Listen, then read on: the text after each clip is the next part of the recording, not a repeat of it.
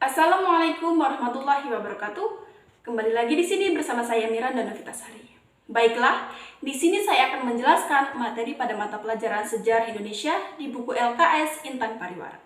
Pada pembahasan kali ini, saya akan menjelaskan bab 4, Perjuangan Mempertahankan Kemerdekaan.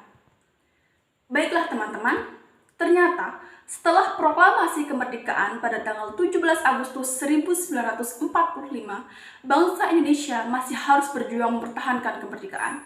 Selain itu, pada masa awal kemerdekaan, bangsa Indonesia harus menghadapi berbagai permasalahan, baik internal maupun eksternal. Meskipun demikian, semangat bangsa Indonesia dalam mempertahankan kemerdekaan tidak lantas pudar. Bagaimana perjuangan bangsa Indonesia dalam upaya tersebut? Simak video ini sampai habis. Yang pertama yaitu kondisi Indonesia pada masa awal kemerdekaan. Euforia kemerdekaan di kalangan bangsa Indonesia tidak berlangsung lama. Saat itu, bangsa Indonesia harus menghadapi situasi negara yang belum stabil. Ketidakstabilan ini ditandai oleh kondisi pemerintah pusat yang masih berupaya memendahi pemerintahan.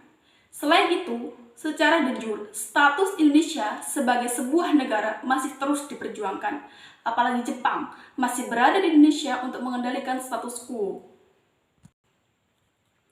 Selain faktor politik yang mendorong konflik dan ketegangan, perekonomian Indonesia pada masa awal kemerdekaan belum stabil. Kondisi tersebut dipicu oleh peredaran mata uang yang tidak terkendali. Pada masa itu, terdapat 3 mata uang yang beredar dalam masyarakat, yaitu uang rupiah Jepang, Djabak Jepang, dan uang pemerintah Hindia Belanda. Untuk mengatasi permasalahan tersebut, pada 1 Oktober 1945, pemerintah mengeluarkan mata uang yang dikenal dengan Uang Republik Indonesia atau disingkat dengan ORI. Selain masalah peredaran uang, permasalahan ekonomi pada masa itu terjadi akibat blokade ekonomi yang dilakukan oleh Belanda sejak November 1945.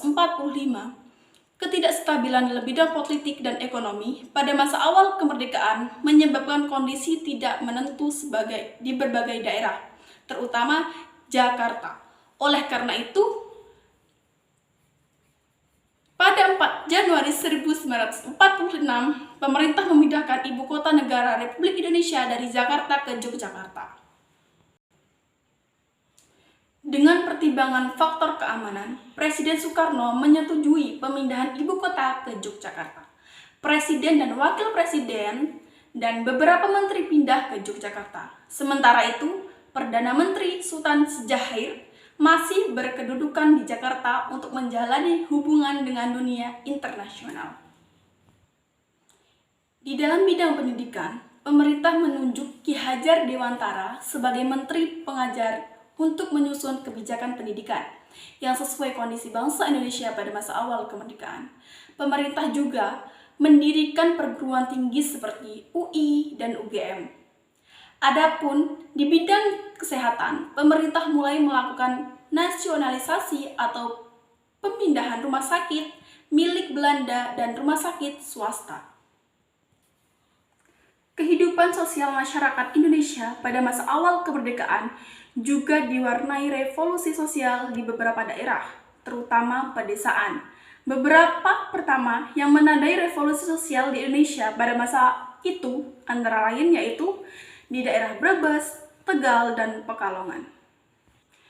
Pada Oktober 1945, Perang Cubo di Aceh, serta penggulingan terhadap raja-raja dan kaum bangsawan yang dianggap pro-Belanda di Sumatera Timur. Baiklah teman-teman, itulah tadi penjelasan materi pada mata pelajaran Sejarah Indonesia bab 4, Perjuangan Mempertahankan Kemerdekaan pada bagian nomor 1. Kondisi Indonesia pada masa awal kemerdekaan. Semoga video ini bermanfaat bagi kita semua. Jangan lupa like, comment, and subscribe. Terima kasih. Wassalamualaikum warahmatullahi wabarakatuh.